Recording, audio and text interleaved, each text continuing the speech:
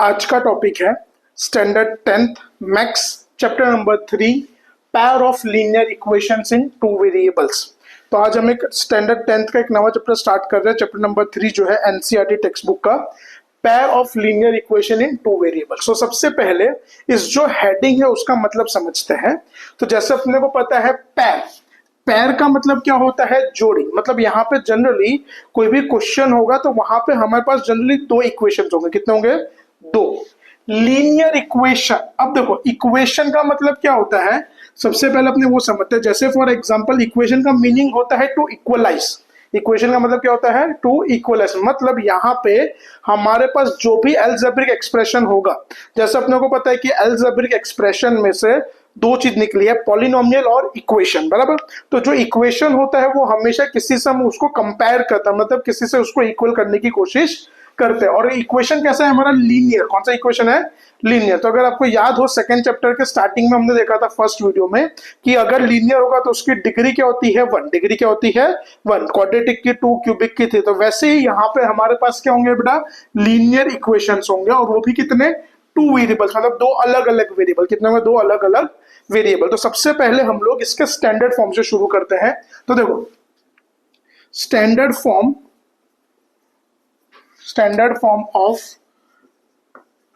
of linear equation in two variables is ax plus by plus c equals to 0। Standard form क्या होता है हमारा?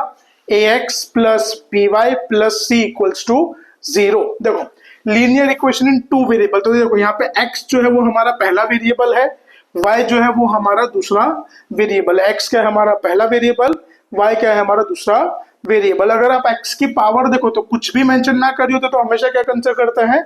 1। तो यहाँ पे x की पावर कितनी है? 1। और y की भी पावर यहाँ पे कितनी है? 1। तो ये है हमारा linear equation in two variable. तो अब देखो एक और चीज ध्यान देना, here a is the coefficient of x। तो यहाँ पे x किससे मल्टीप्लाई हो रहा है? a से। तो a क्या होगा? उसका coefficient. b is the coefficient of y। b किसका कोएफिशिएंट है? y का। b किसका कोएफिशिएंट है? y का। c is the constant term. Constant term मतलब क्या? ऐसा टर्म जिसके पास कोई वेरिएबल नहीं होता, ऐसा टर्म जिसके पास कोई वेरिएबल होता नहीं है। तो सबसे पहले एक और बात, standard form of a linear equation in two variable क्या होता है? ax plus by plus c। क्या होता है? ax plus by plus c is equals to 0। जैसे मैं बोला था इक्वेशन का मतलब क्या होता है? To equalise. तो यहाँ पे ये जो पूरा इक्वेशन है उसको हम क्या कर रहे हैं बेटा? 0 से इक्वल करने की कोशिश, मतलब इक्वल 0 से इसको कंपेयर कर रहे हैं। 0 से क्या कर रहे हैं हम लोग? इसको कंपेयर कर रहे हैं। अगर for example, just for knowledge मैं आपको बता रहा हूं, अगर मैं यहां से इक्वल टू 0 हटा दूंगा तो ये हो जाएगा लीनियर पॉलिनोमियल। ये क्या हो जाएगा? हमारा लीनियर पॉलिनोमियल हो जाएगा। बट 0 लगाएंगे तो ये क्या हो जाएगा? हमारा इक्वेशन, बराबर। अगर कोई भी अलजेब्रिक एक्सप्रेशन को आप किसी से भी कंपेयर कर रहे हो तो वो हमारा इक्वेशन हो जाता है। तो यहाँ पे हम इसको 0 से कंपेयर कर रहे हैं, इसके लिए हमारा linear equation in two variables है। यहाँ पे पहला वेरिएबल हमारा x है, दूसरा वेरिएबल हमारा y है। a is the coefficient of x, b is the coefficient of y and c is the constant term. तो ये था हमारा इसका इंट्रोडक्शन। आगे कंटिन्यू करते हैं इसमें भाभी। अब नेक्स्ट टॉपिक देखते हैं, types of solution in pair of a linear equation in two variable. अगर मान लो आपके पास कोई भी दो इक्वेशंस है तो वो दो इक्वेशन में कितने टाइप्स के सॉल्यूशन पॉसिबल हैं और वो कितने तरीके से हम फाइंड कर सकते हैं वो हम यहाँ पे देखेंगे। तो सबसे पहले हम लोग मान लेते हैं, let a1x plus b1y plus c1 equals to 0 and a2x plus b2y plus c2 equals to 0 are two linear equations in two variable. तो यहां पे मैंने टू वेरिएबल्स, अब देखो यहां पे मैंने सबसे पहले दो इक्वेशंस लिए हैं।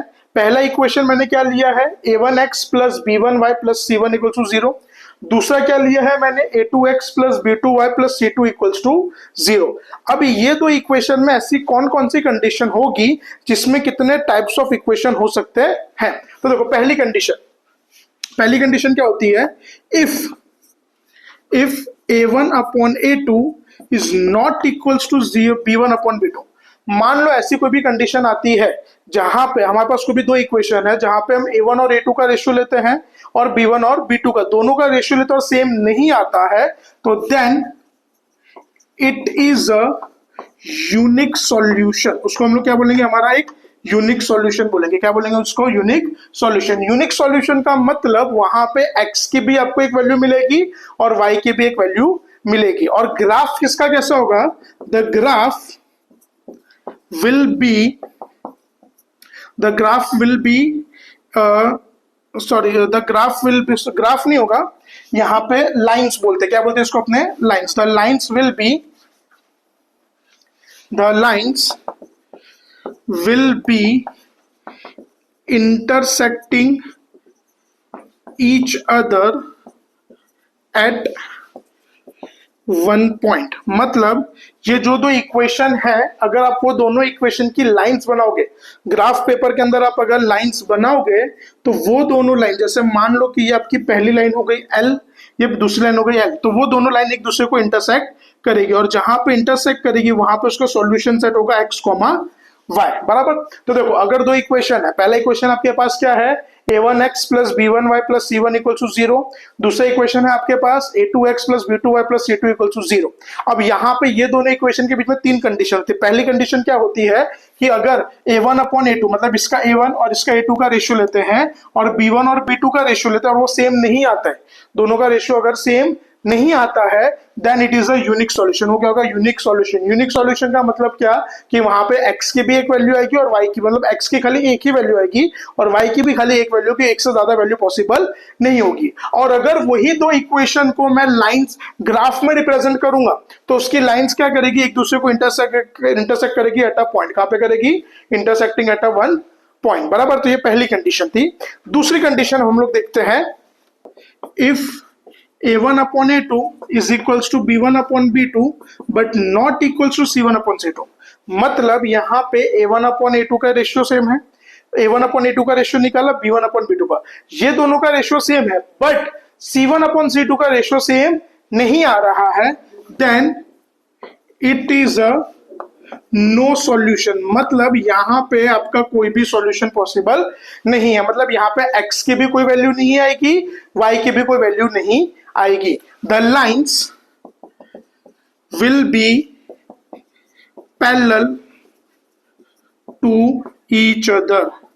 तो यहाँ पे जो लाइन्स होगी वो एक दूसरे को पैरेलल होगी, मतलब लाइन L स्ट्रेट जाएगी, लाइन L, मतलब ये दोनों लाइन एक दूसरे को कहीं पे इंटरसेक्ट करेगी नहीं, तो दोनों लाइन्स कैसे होगी, पैरेलल होगी। सेकंड कंडीशन क्या थी, if a1 upon a2 is equal to b1 upon b2 but not equal to c1 upon c2 then there is a no solution। मतलब वहां पे ना x की कोई वैल्यू आएगी ना y की कोई वैल्यू आएगी। और यही इक्वेशन को अगर हम लोग ग्राफ में रिप्रेजेंट करेंगे तो लाइंस को एक दूसरे को पैरेलल होती है।